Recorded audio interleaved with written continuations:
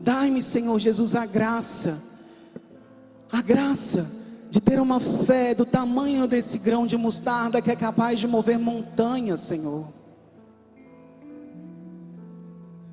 Se tiveres fé como um grãozinho de mostarda, isto diz o Senhor. Se tiveres fé como um grãozinho de mostarda, e fala o seu nome, e tu dirias ao Jonathan: as montanhas se moverão. Fala o seu nome, e tu dirias para o Jonathan: movam-se, movam-se, movam-se. E tu dirias ao Jonathan: movam-se, movam-se, movam-se. E peça isso: Senhor, dai-me uma fé que me movimente, que me faça sair do lugar, Senhor. Quantas vezes eu estive paralisado, Senhor, no meu medo, na minha insegurança, Senhor.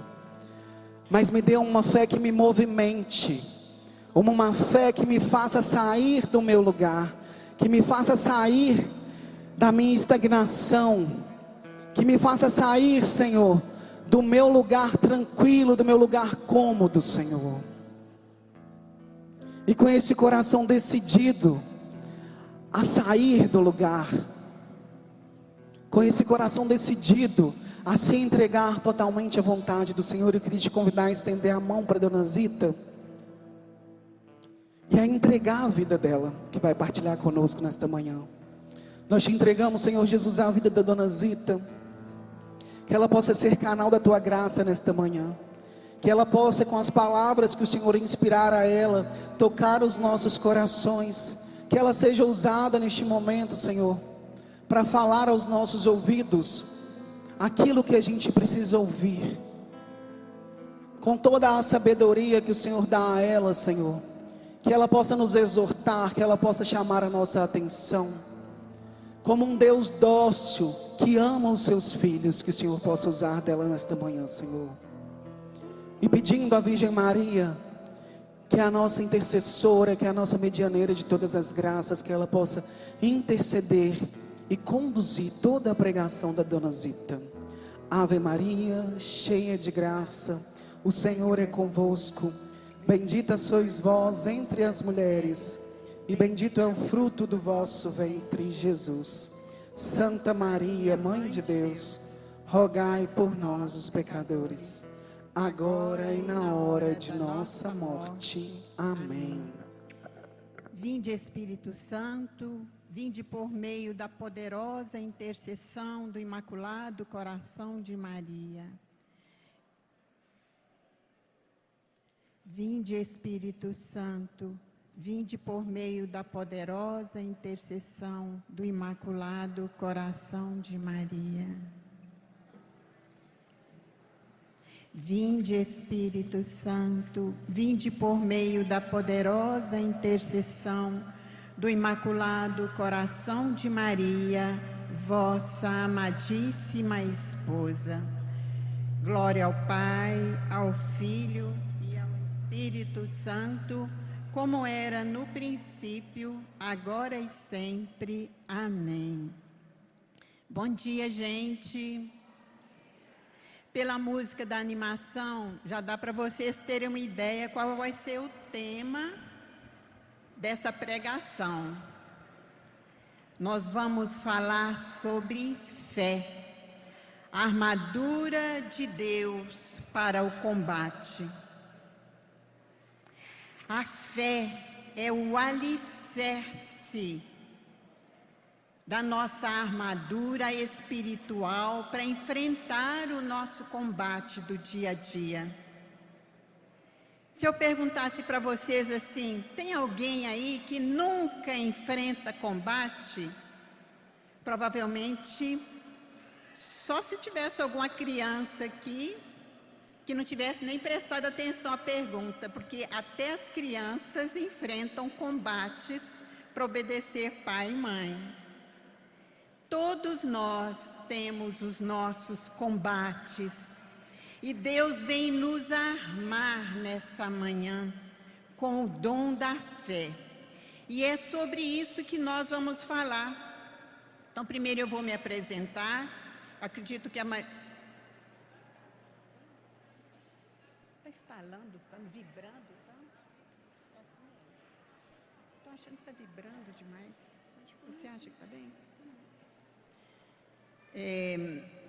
Então, gente, eu acredito que a maioria já me conheça de nome, não sei a maioria, mas uma boa parte. Meu nome é Zita, eu faço parte da Renovação Carismática desde 1985. Eu tenho a impressão que eu sou campeã em termos de tempo aqui, de participação na Renovação Carismática.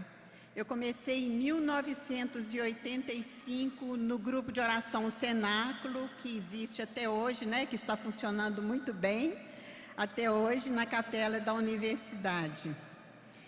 Eu não estive nesses 40 anos direto na Renovação Carismática.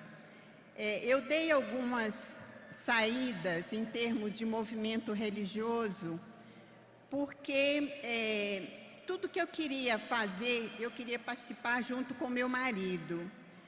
Eu fui casada durante 58 anos com o Délio Coutinho, Délio Cruzeirense, muita gente aqui conhece ele com esse apelido.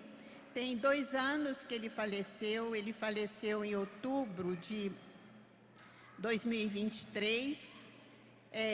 Nós ficamos casados 57 anos. Se ele não tivesse falecido, nós faríamos 58 anos, nós faríamos 60 anos de matrimônio no dia 20 de janeiro desse ano.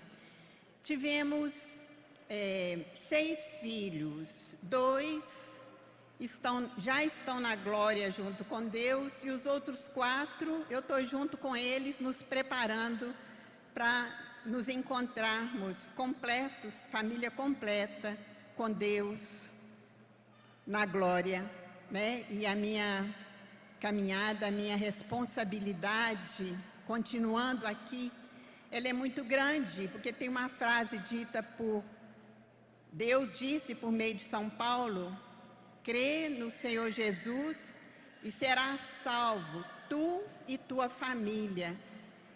Então, eu percebo isso desde muitos e muitos anos atrás, que é uma responsabilidade muito grande do pai também, mas principalmente da mãe, pelo fato dele estar sempre mais junto com o filho, mesmo que não seja pessoalmente, mas no pensamento, na oração. E a frase diz exatamente isso: será salva tu e tua família. Então, os nossos filhos precisam da nossa conversão. Os nossos filhos precisam das nossas orações. Pais e mães, não pensem que criar os filhos até os 18 anos, 21 anos, já cumpriu a missão. Nós não podemos nunca dizer assim: eles já estão criados, eles que se virem. Não, a nossa missão vai até o final. Como disse Jesus: eis que estarei convosco todos os dias até o final do mundo. Assim também é a nossa missão como pais e mães. Então, nesses 40 anos, eu participei de muitos movimentos em que eu pudesse participar junto com meu esposo. Porque é assim, né, gente? A gente já, principalmente quem é casado, sabe bem dessa história. A atração foi mútua, de um pelo outro. Agora, os hábitos dificilmente vão ser exatamente os mesmos. Então, eu queria participar de movimentos em que ele também poderia participar. Então, nós participamos de cursinho de igreja, participamos de oficina de oração, de cursilho da cristandade, e participamos de encontro de casais. Durante muito tempo, a gente participava junto. E o fato de participarmos na igreja juntos foi fortificando o nosso relacionamento, e por isso que nós iríamos completar 60 anos de matrimônio, com a graça de Deus, no mês de janeiro, mês passado, se ele não tivesse falecido em 2023. Mas eu tenho certeza que está com Deus, está melhor do que eu, já está onde eu quero chegar. Então, nós vamos refletir, falando de batalha, nós vamos refletir sobre uma passagem bíblica que ela aconteceu numa batalha violenta, numa batalha muito desigual, numa batalha em que, se o profeta não estivesse munido de fé para valer, muitas vezes, gente, nós dizemos assim: eu não preciso me preocupar com fé não, porque eu tenho fé.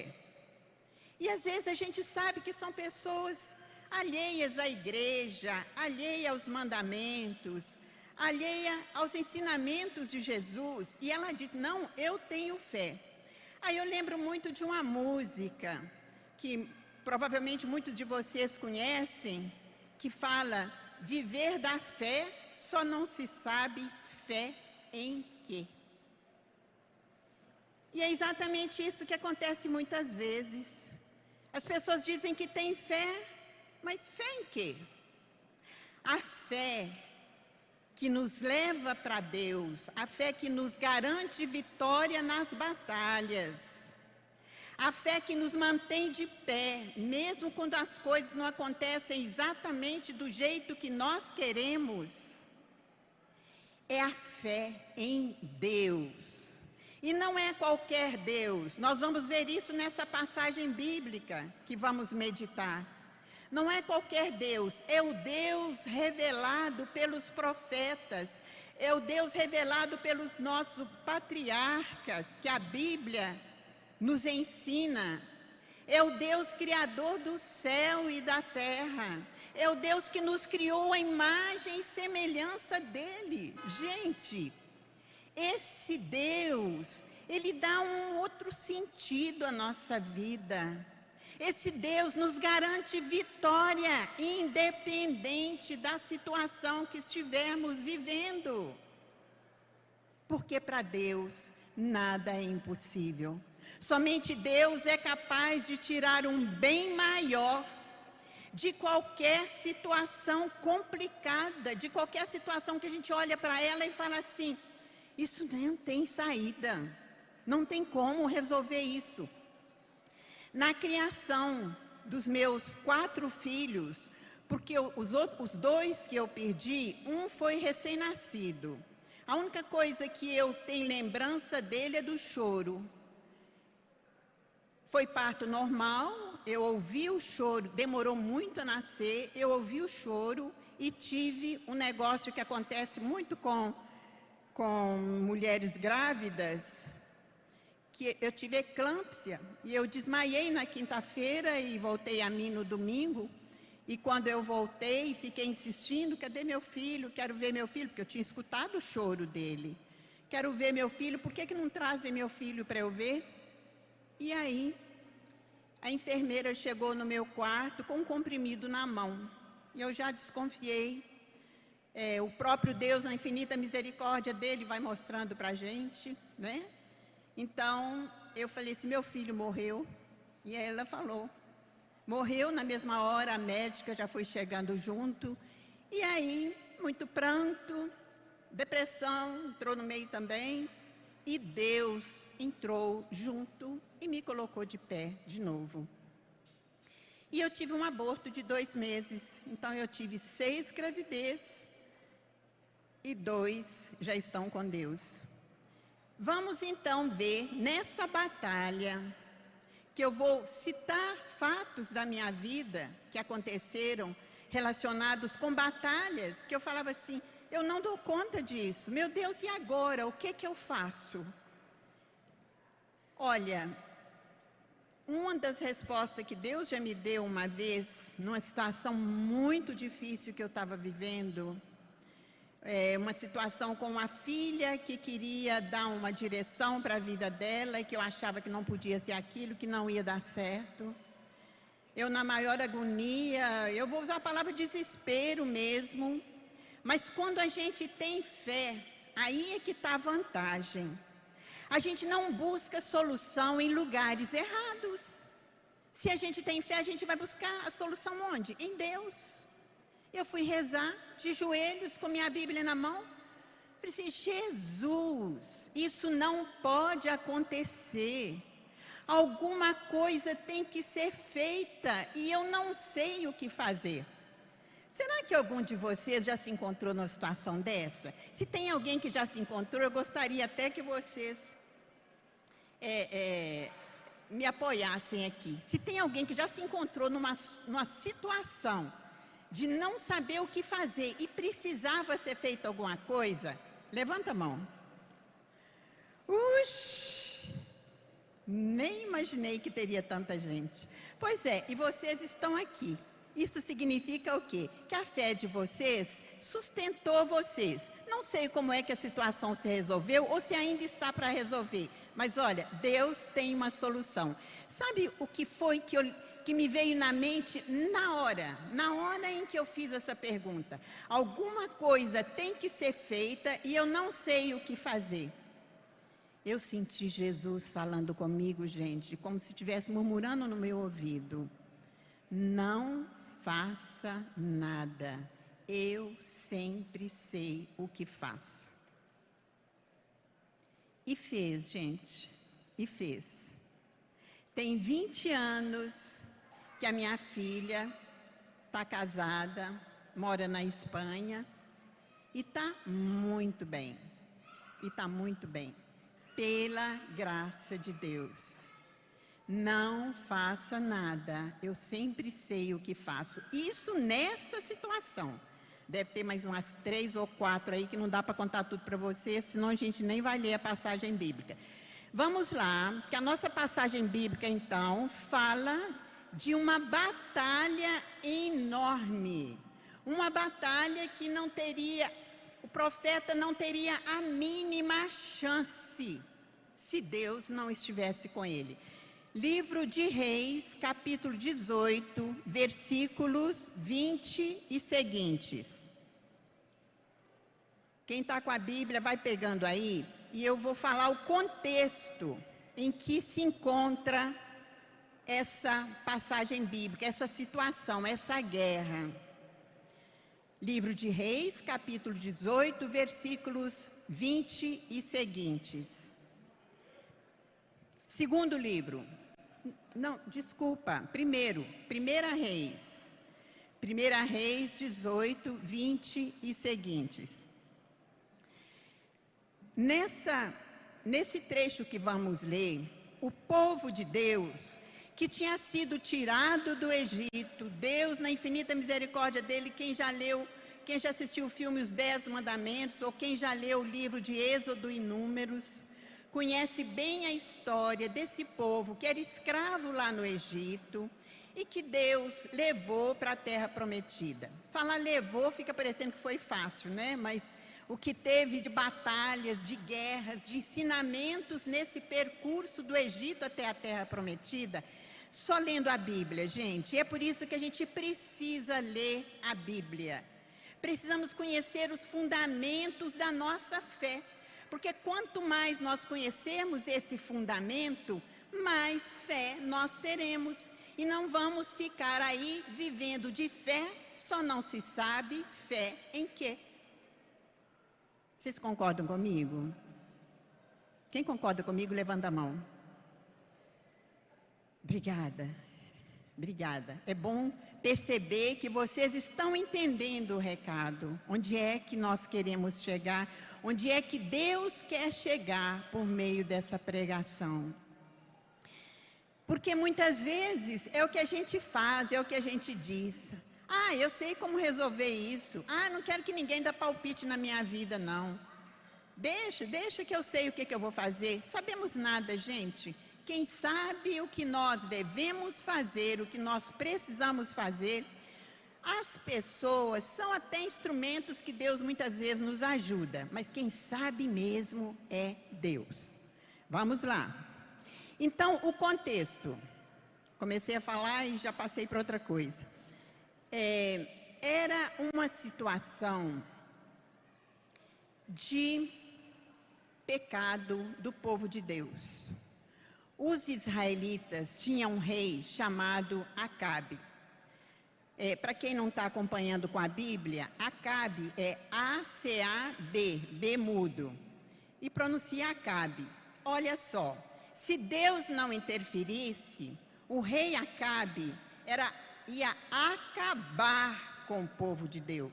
Por quê? Naquele tempo, usava ter um monte de mulher, né?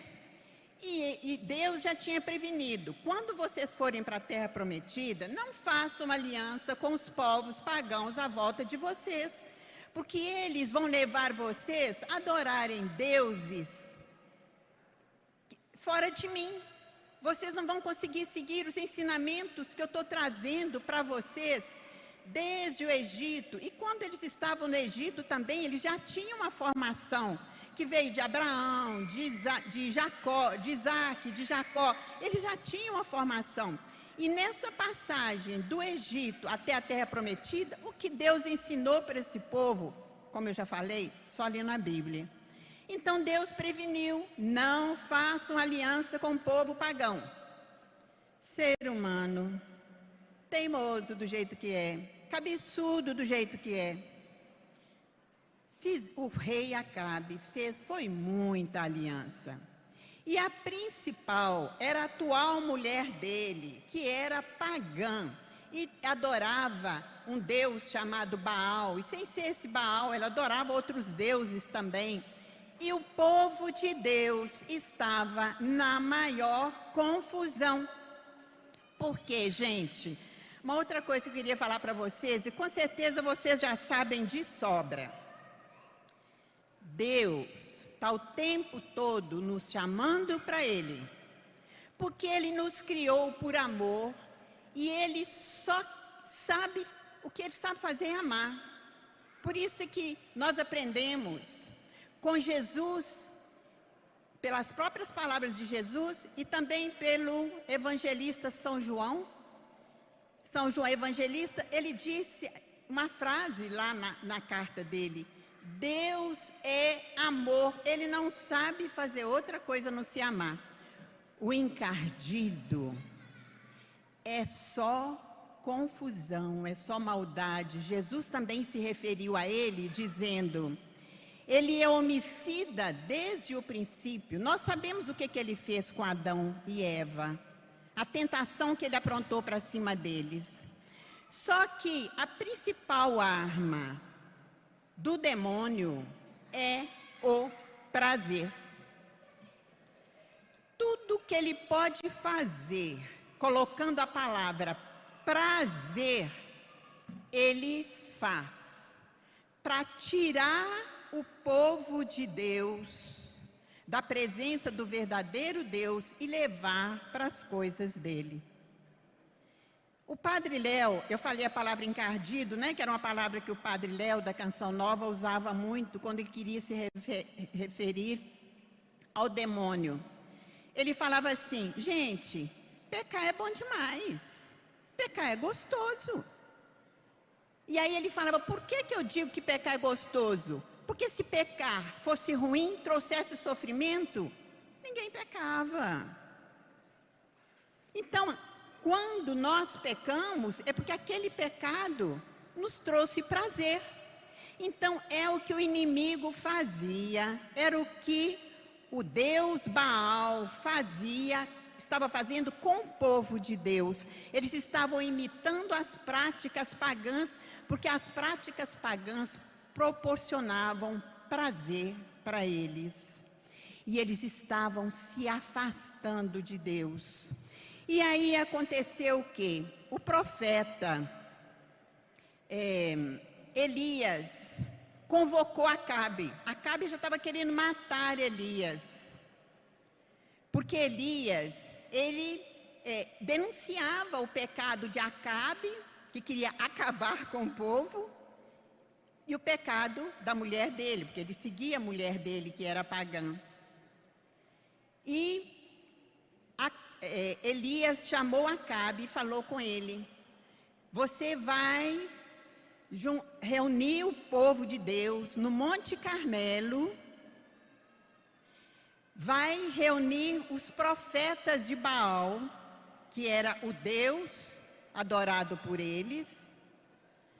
O povo de Deus, unido ao povo pagão, estava adorando o profeta, estava adorando o ídolo, o Deus, falso Deus Baal, e tinha os profetas de Baal. Olha, o inimigo é tão horroroso que, aliás, eu já escutei essa expressão e provavelmente vocês também já escutaram, que o demônio é o maior macaco de Deus. O que macaco faz? É imitador, macaco imita. E o encardido, o demônio, ele imita as coisas de Deus exatamente para atrair para ele o povo de Deus. Então, Baal tinha também os seus profetas, e eram 450 profetas. Sabe quantos tinha profeta de Deus? Elias. E ele diz isso aqui na palavra. Então eu convido vocês, agora que vocês já sabem aonde que aconteceu a história, eu convido vocês a ler comigo o trecho. Nós vamos pular alguns pedaços, porque nós vamos até no versículo 39, e ele começa no versículo 20. Então, é muita coisa, nós não vamos refletir sobre esse trecho todo, vamos refletir sobre alguns versículos. Mas esse trecho eu gostaria de ler com vocês. Começando no versículo 20. Elias e os profetas de Baal. Mandou Acabe avisar a todos os israelitas e reuniu os profetas no Monte Carmelo, como Elias já tinha pedido, que era para ele reunir todos no Monte Carmelo, os profetas e o povo e os israelitas. Elias, versículo 21, Elias, aproximando-se de todo o povo, falou para o povo: até quando claudicareis dos dois pés? Se o Senhor é Deus, segui-o. Mas se é Baal, segui Baal. Gente, outra coisa que nos acontece muito: ficar fazendo média. Ficamos tentando fazer média com Deus e com o inimigo de Deus. Então, um pouquinho na igreja, um pouquinho onde não devia ir, um pouquinho de oração, muito de conversas que não levam a nada, de palavrão e mais um monte de coisa. Então nós ficamos fazendo média. Nós usamos muitas vezes das coisas de Deus para dar uma boa aparência, né? Inclusive tem muita gente que fala assim, vale também para mulher, tá, gente? Não é preconceito, não. Se meu marido fosse dentro de casa, do jeito que ele é com os amigos, a minha família seria a família mais feliz da face da terra. Eu não sei se vocês já escutaram alguém falando isso. E acontece também com relação aos maridos. Se minha mulher fosse carinhosa, me escutasse, tivesse tempo para conversar comigo, do jeito que ela tem para fazer isso tudo com as amigas dela, o nosso casamento seria diferente. Então, muitas vezes, nós temos duplo comportamento. Um para agradar, porque é a nossa conveniência, e o outro onde nós soltamos os cachorros, né, como se diz, porque faz parte do nosso instinto. Então, a gente não domina nada, não controla nada, deu vontade de xingar, xinga, deu vontade de brigar, briga, deu vontade de se encostar, de entrar para o quarto e fechar a porta, eu não vou conversar com ninguém, não conversa. Então, nós nos tornamos pessoas de dupla personalidade. E o profeta Elias está falando com o povo. Aqui, olha, nada de ficar seguindo dois deuses.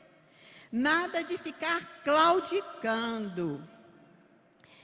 Se o Senhor é Deus, se vocês têm o Senhor que trouxe vocês para essa terra como Deus, segui-o. Mas se é Baal, segui Baal. Continuando. O povo nada respondeu. Elias continuou. Eu sou o único dos profetas do Senhor que fiquei. Viu? Os outros, a mulher do Acabe já tinha mandado matar todos. Só sobrou Elias. Quantos profetas tinha do ídolo pagão? 450. Que proporção, hein? Que proporção.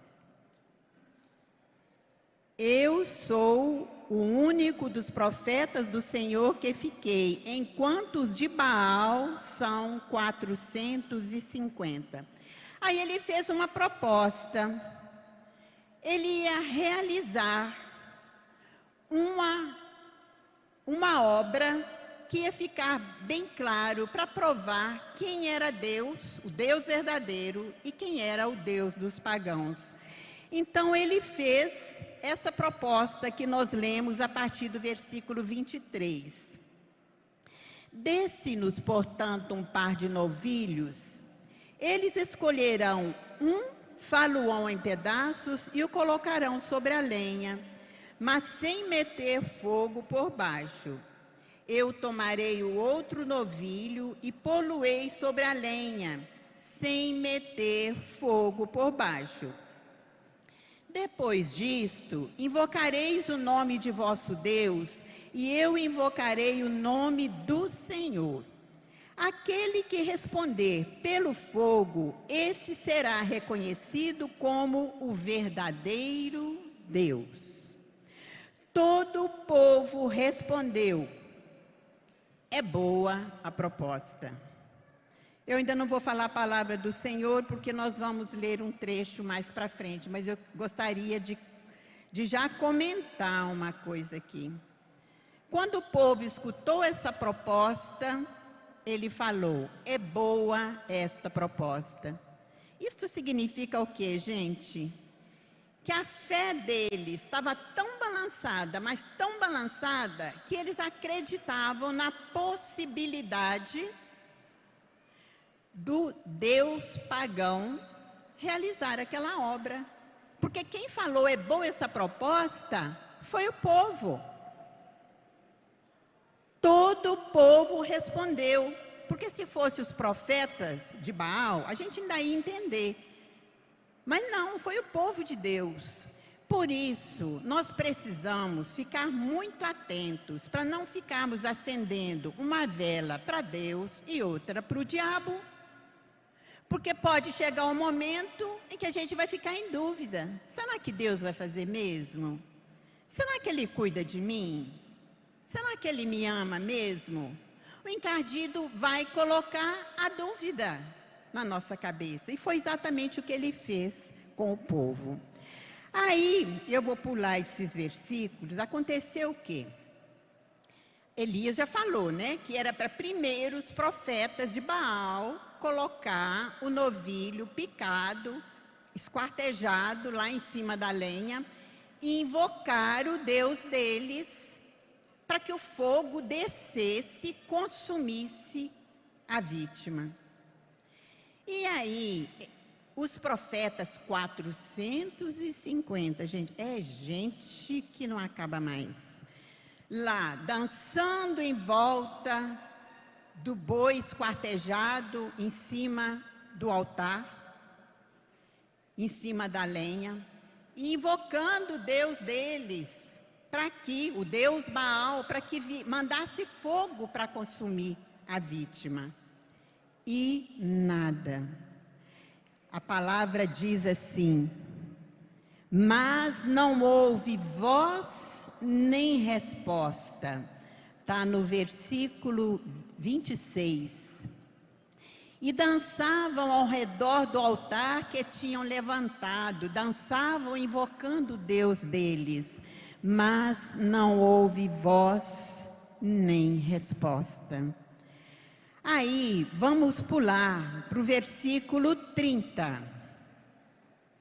Então Elias disse ao povo, Elias ia agora mostrar quem era o Deus verdadeiro. Aproximai-vos de mim, e todos se aproximaram. Elias reparou o altar demolido do Senhor. Havia um altar construído para a adoração do verdadeiro Deus. O povo, a mandado de Acabe, já tinha destruído o altar. Qual foi a primeira providência de Elias para aquele holocausto que iria acontecer ali naquele momento? Que Elias acreditava, gente, ele tinha certeza. E depois nós vamos ver aqui na própria passagem, por que Elias tinha certeza? Então nós lemos aí no versículo 20, Elias reparou o altar demolido do Senhor. Tomou 12 pedras, segundo o número das 12 tribos saídas dos filhos de Jacó, a quem o Senhor dissera, tu te chamarás Israel. Essa frase foi dita para Jacó. Mudou o nome dele para Israel. Isso Deus fez muitas vezes com as pessoas que ele chamava para darem recados para o povo, as pessoas chamadas de profeta. Muitas vezes ele mudava o nome das pessoas, como Abraão, ele chamava Abrão, Deus mudou para Abraão. Sara, o nome original dela era Sarai, mudou para Sara. E isso foi até no Novo Testamento, foi acontecendo, como Paulo, por exemplo, que chamava Saulo e teve o nome mudado para Paulo. Vamos ver o que mais que Elias fez. Versículo 32. E erigiu com essas pedras um altar ao Senhor. Comentário. As 12 tribos lembrava toda a origem da religião dos israelitas, que foi fundada em cima dos filhos de Jacó, das 12 tribos de Jacó. E ele reconstruiu o altar. E aí ele fez o que mais? Ele fez umas valetas em torno do altar, mandou que enchesse de água e fez isso 4 vezes e jogou a água em cima da lenha e o bezerro já estava esquartejado em cima da lenha. Imaginem a cena.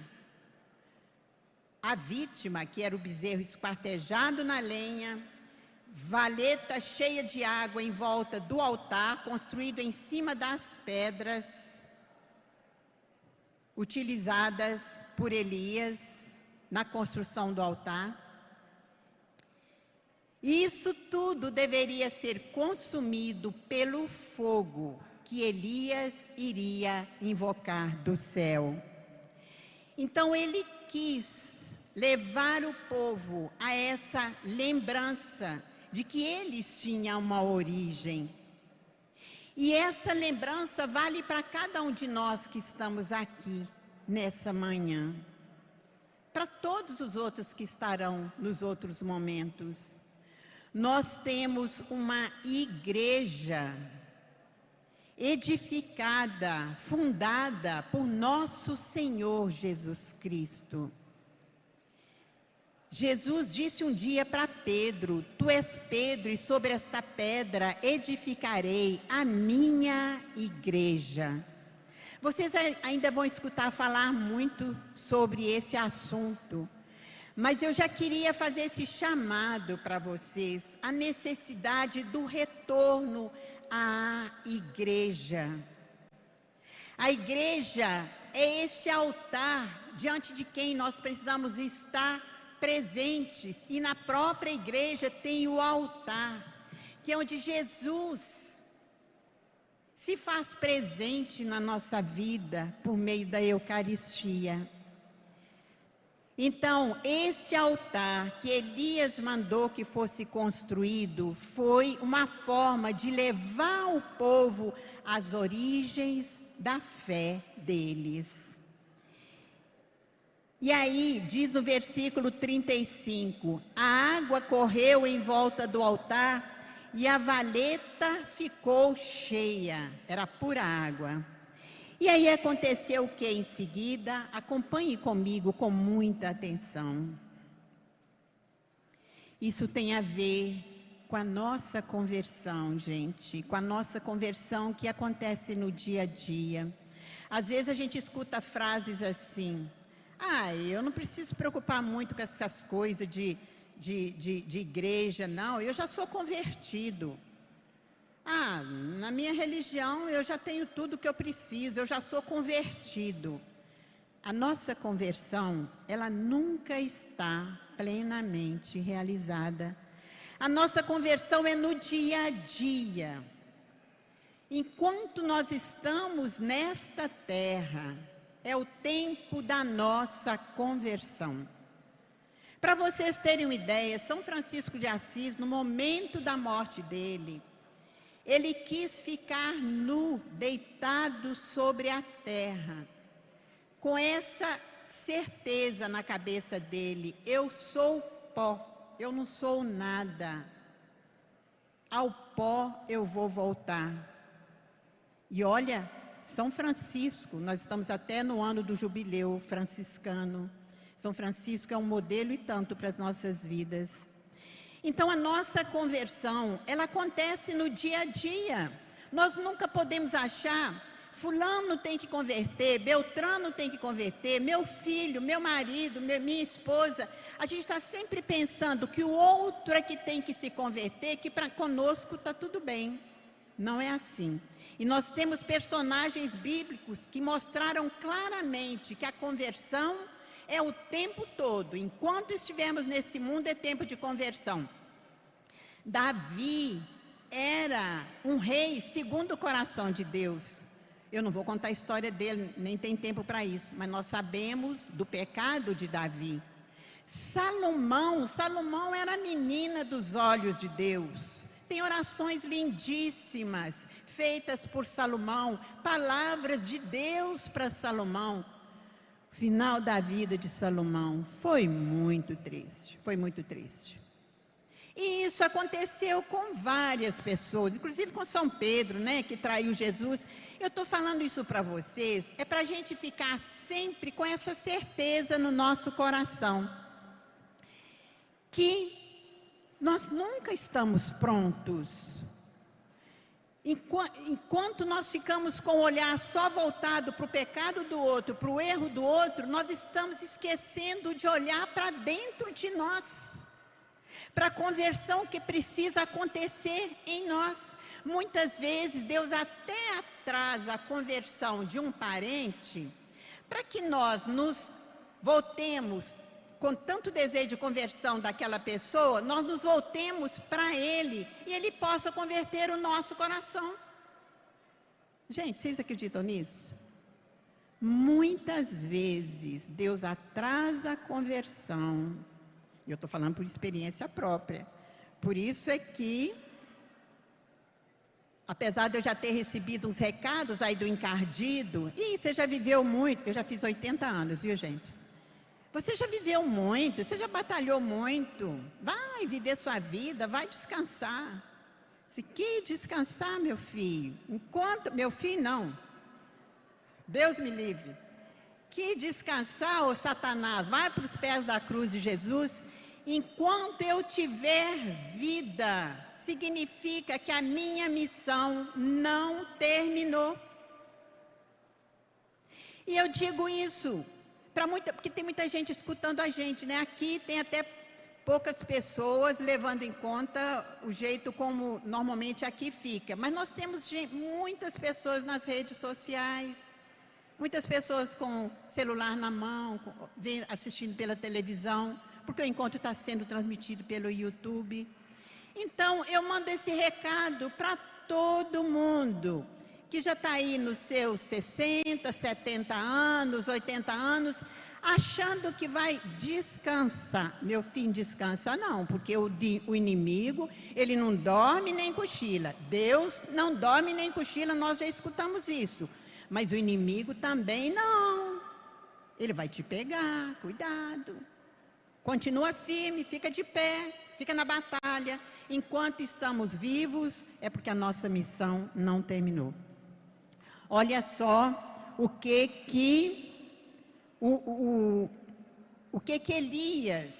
Deus fez por meio de Elias.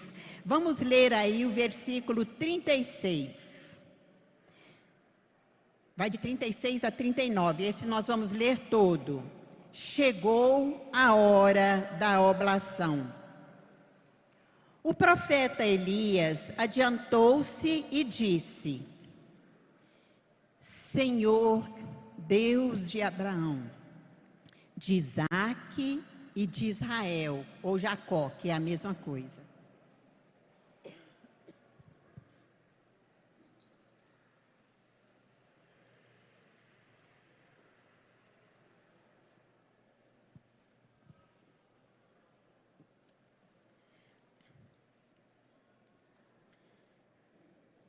O profeta Elias adiantou-se e disse: Senhor, Deus de Abraão, de Isaque e de Israel, saibam todos hoje que sois o Deus de Israel, que eu sou o vosso servo e que por vossa ordem fiz todas estas coisas.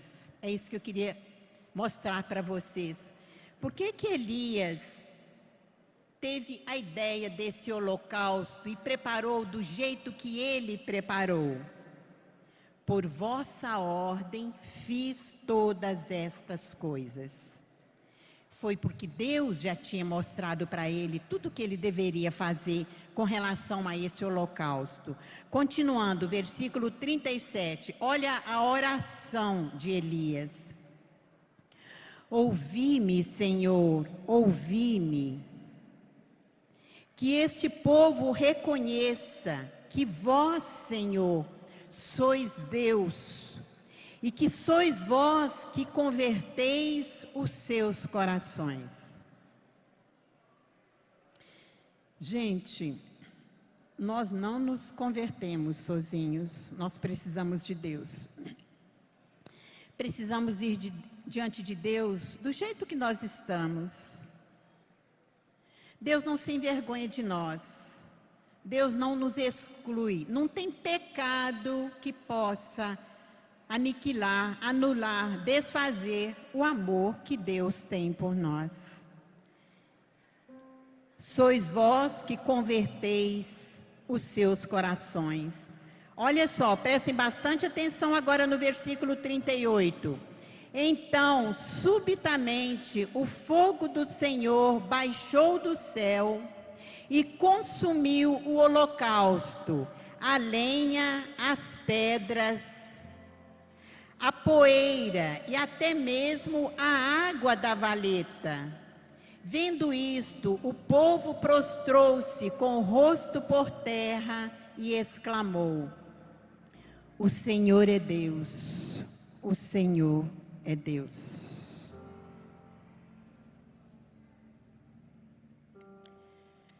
Os profetas de Baal ficaram a manhã toda invocando o Deus deles, não conseguiu nada. Elias, no que ele acabou de fazer a oração, Deus se manifestou. Palavra do Senhor. E eu queria trazer isso para a nossa vida de uma forma bem rápida, só citando o modelo que nós temos de uma fé que permaneceu independente da dor, independente do sofrimento. Porque, como eu disse para vocês, a arma principal do encardido é o que traz prazer. Deus muitas vezes usa do sofrimento, e Ele precisa usar o sofrimento por causa do pecado original. Foi uma falta muito grande contra Deus. Não tinha como o homem refazer o relacionamento dele com Deus por ele mesmo, pelo homem. Foi preciso que Deus fizesse isso por meio de Jesus. Isso precisava ser por meio do sofrimento. E Jesus sofreu até as últimas consequências, sofreu horrores. É só contemplar a cruz para a gente ver o tanto que Jesus sofreu. Ele sofreu no nosso lugar. Só que existe uma parte que é nossa. E o próprio São Paulo disse isso: sofro na minha carne os sofrimentos que faltam à paixão de Cristo. Isso não significa que o sofrimento de Cristo foi incompleto, mas ele precisa da nossa participação. Então, o sofrimento faz parte também da nossa caminhada e não pode nunca nos tirar da presença de Deus, porque o único capaz de usar o nosso sofrimento e nos levar à plenitude de vida no céu é Deus. Então, o modelo que nós temos de uma pessoa que foi fiel, que viveu a fé na profundidade máxima, na grandeza máxima, foi exatamente a nossa mãe, foi exatamente Nossa Senhora. A Virgem Maria realiza, isso nós lemos no Catecismo da Igreja Católica, a Virgem Maria realiza da maneira mais perfeita a obediência da fé. Na fé, Maria acolheu o anúncio e a promessa trazida pelo anjo Gabriel, acreditando que nada é impossível a Deus. Gente, qual foi a promessa que Deus havia feito para Maria? Serás o filho que nascer de ti será grande, chamar-se-á Filho do Altíssimo, e o seu reino não terá fim. E o que aconteceu depois? Durante toda a sua vida e até a sua última provação, quando Jesus, seu filho, morreu na cruz, sua fé não vacilou. Maria não cessou de crer no cumprimento da palavra de Deus, como lemos na segunda carta a Timóteo: sei em quem pus minha fé. Que nós também saibamos onde colocamos a nossa fé, e que nenhum sofrimento, que nenhum plano frustrado nos tire da presença de Deus. Na primeira carta de São João, nós temos esta frase: esta é a vitória que vence o mundo, a nossa fé. Na carta aos Hebreus nós lemos: a fé é o fundamento da esperança, é uma certeza a respeito do que não se vê. Em São Marcos 9:23, tudo é possível àquele que crê.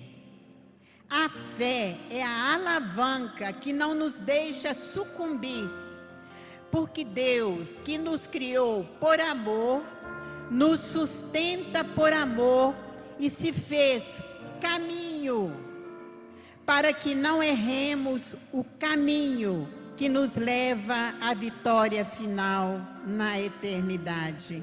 Vamos então rezar, e rezar muito, pedindo a Deus que faça reviver e não só reviver, purificar a nossa fé. Que nós saibamos exatamente em quem estamos acreditando. Que nunca possamos pronunciar essa frase, viver da fé, só não se sabe fé em quê. Não.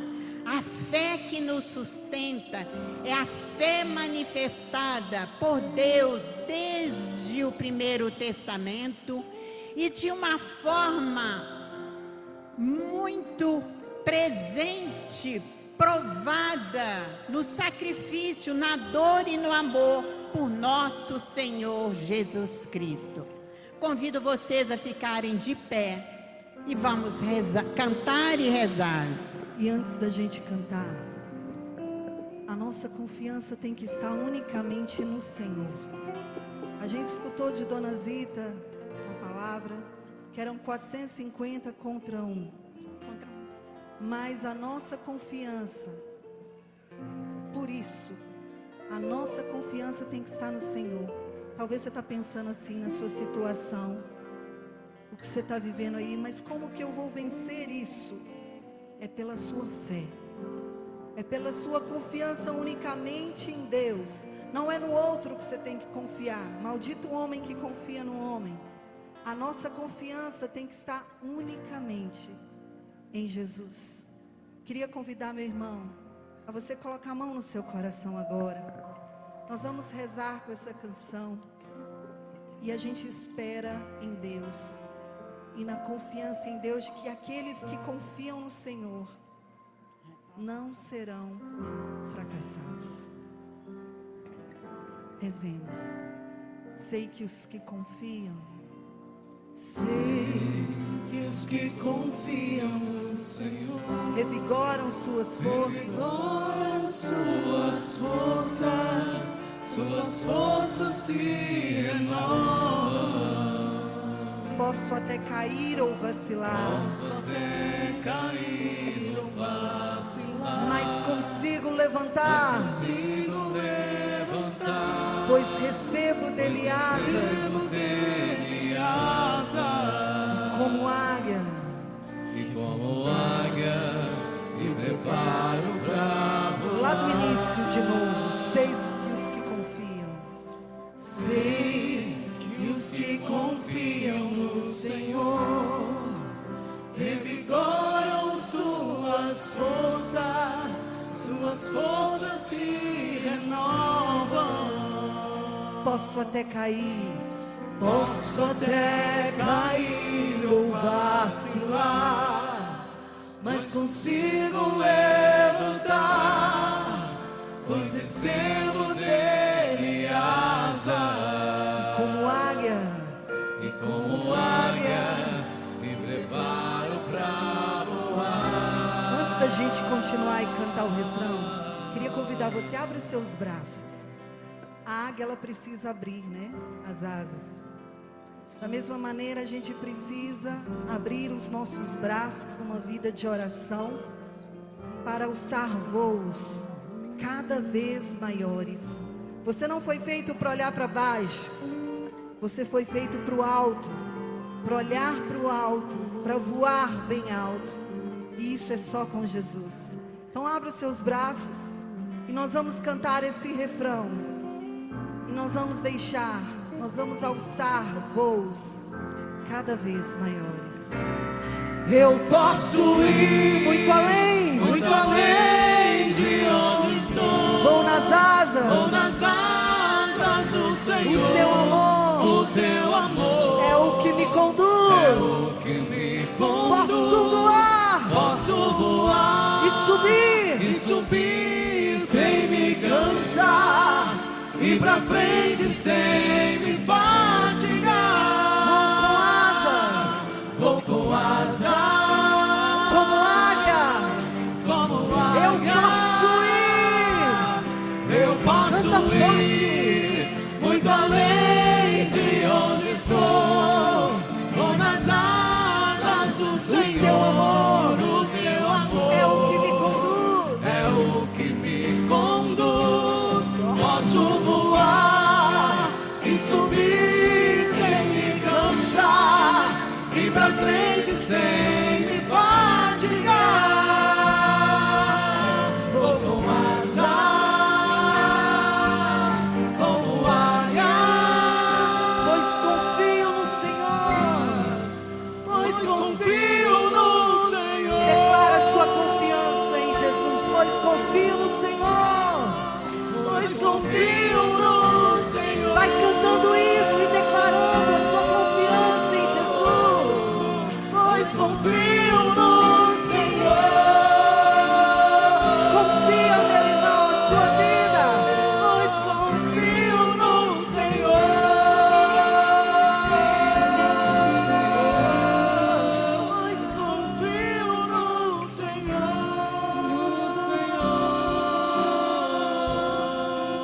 E vai falando, ergue o seu braço. Fala, eu sei em quem que eu coloquei a minha confiança.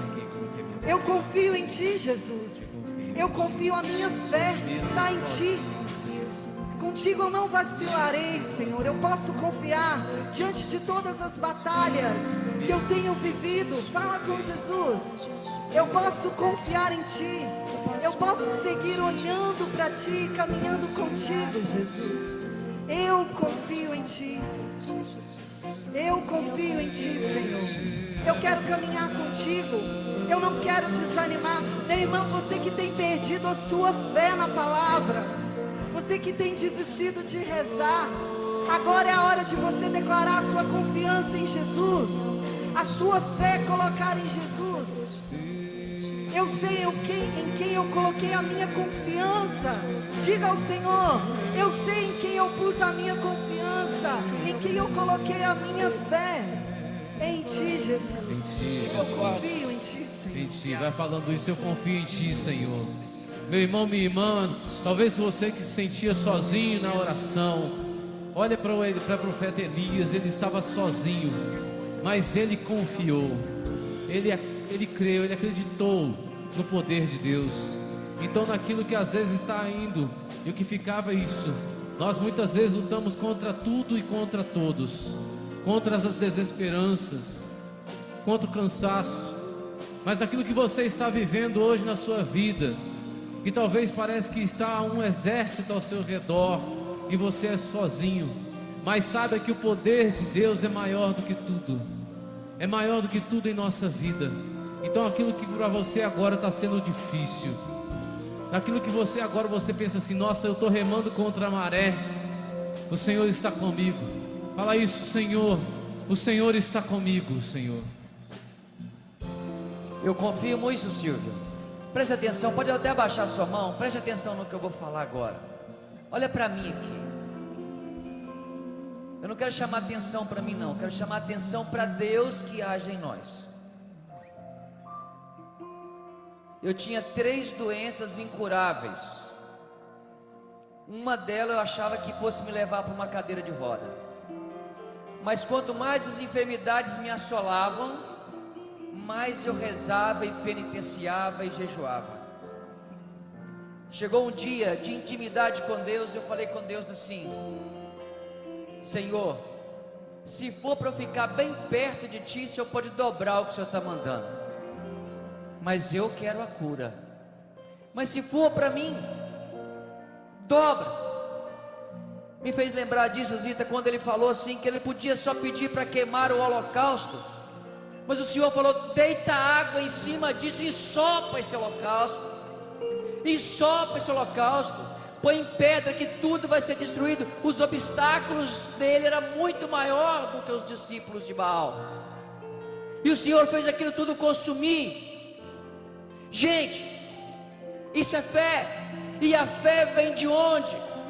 A gente está com desafio e não desespera, porque eu estava no melhor momento de vida de oração minha, quando as coisas vieram me assolando, e me julgando para o chão, e médico falando: é só remédio, eu dei úlcera também por causa de remédio, uma pareba que batia da minha cabeça até as pontas do pé, artrite que ia me levar para a cadeira de roda, e era uma coisa em cima de outra, e eu falava: Senhor, se for para minha conversão e para merecer o céu, eu aceito tudo isso, mas eu quero a cura, e eu creio que o Senhor pode dar. Hoje eu corro até a 14 km por hora.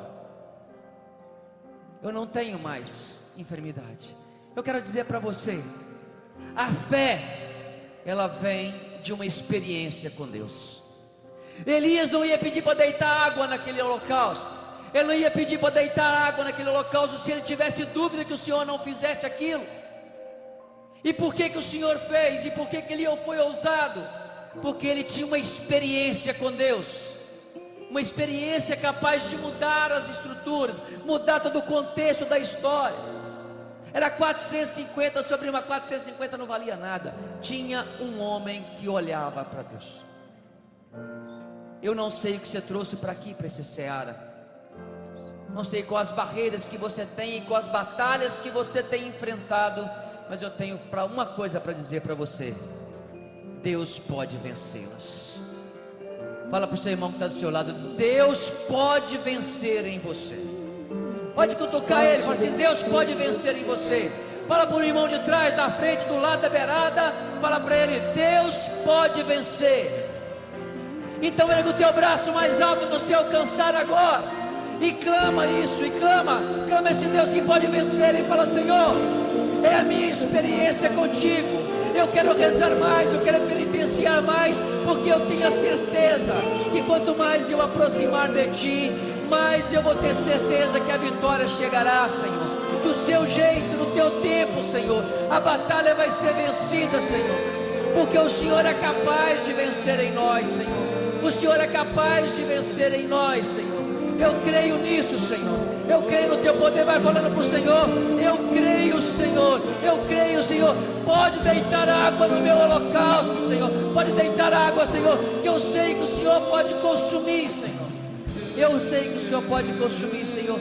Eu creio, Senhor, pela fé, Senhor, que eu peço para a minha vida agora, Senhor. Proclama ao Senhor mesmo que você crê, mas você deseja que sua fé seja aumentada. Assim como nós rezamos: Senhor, eu creio, mas aumenta a minha fé. Vai dizendo ao Senhor: Senhor, eu creio, mas aumenta a minha fé. Senhor, eu creio, mas aumenta a minha fé. Senhor, eu creio, mas aumenta a minha fé. Clama ao Senhor: aumenta, Senhor, a minha vida de oração, a minha constância. Aumenta, Senhor, a minha confiança, a minha esperança. Assim como Elias tinha plena certeza de que o Senhor queimaria aquela oferenda, que o Senhor queimaria mesmo que molhada, mesmo que em tantas condições que humanamente seria possível pegar fogo. Aumenta a minha fé, para que eu tenha fé, Senhor, e entenda que o Senhor há de agir também na minha vida. Aumenta a minha fé, Senhor, porque em Ti eu sei que eu posso ir muito além, Senhor, muito além da onde eu estou, muito além de onde estou. E o Senhor deseja que você vá além, mas você quer ir além? Sim ou não? Você quer ir além? Sim. Você quer ir além? Sim. Então diz isso ao Senhor: Senhor, eu quero ir além. Eu Eu quero ir posso além. ir muito além de onde estou. Vou nas asas Do teu Senhor, amor. o Teu amor é o que me conduz. Posso voar e subir sem me cansar, ir pra frente sem me fatigar. Vou com asas como águias. Eu posso ir muito além de onde estou. Vou nas asas do Senhor, o Teu amor É o que me conduz. é o que me conduz. Posso voar e subir sem me cansar, ir pra frente sem me fatigar. Vou com asas como águias, pois confio no Senhor. Meu irmão, e nós não vamos sós. Nós temos um auxílio do alto. E nesse tempinho que temos, clamemos o Espírito Santo. O Espírito Santo é o que aumenta em nós a fé. O Espírito Santo é o que aumenta em nós Espírito Santo, aumenta em minha fé, aumenta em minha esperança. Vem mais uma vez, Espírito Santo de Deus, agir em meu coração, pois eu quero sair daqui hoje e agora com a plena certeza de que eu posso ir além, de que eu posso cumprir em minha vida as promessas do Senhor, que assim como Elias eu posso confiar.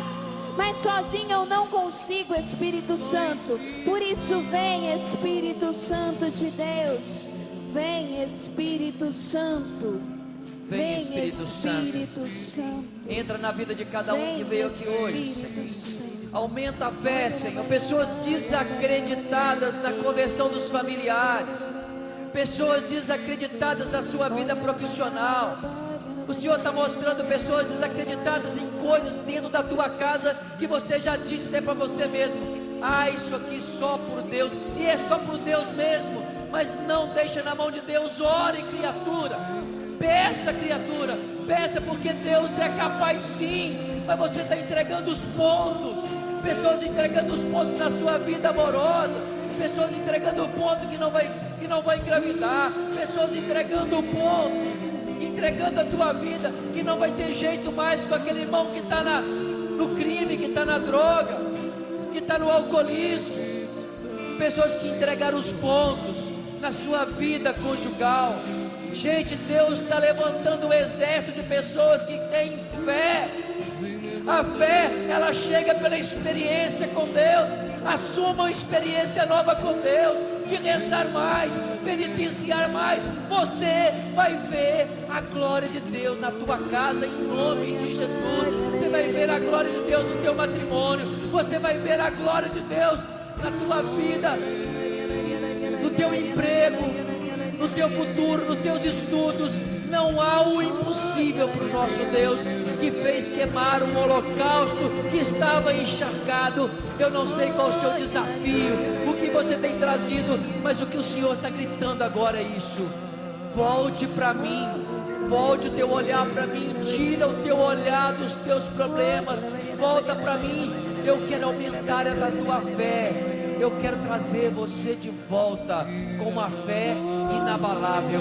E tudo aquilo que você tem apontado, que era impossível para a tua vida, eu quero dizer, pela fé é possível sim.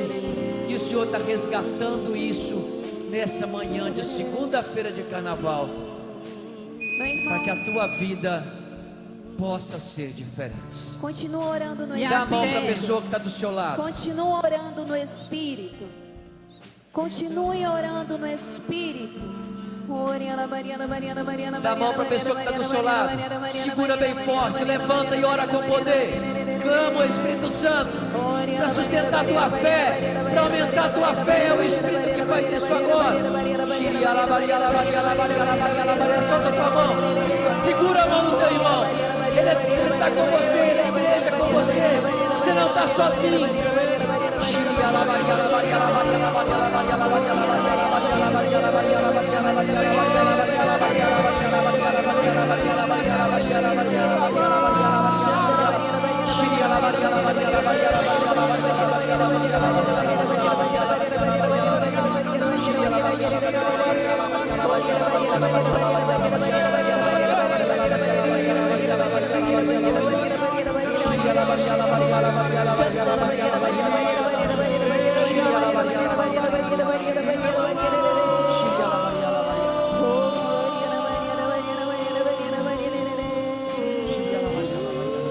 Pela fé de um só, pela fé de um só, o Senhor demonstrou a sua glória.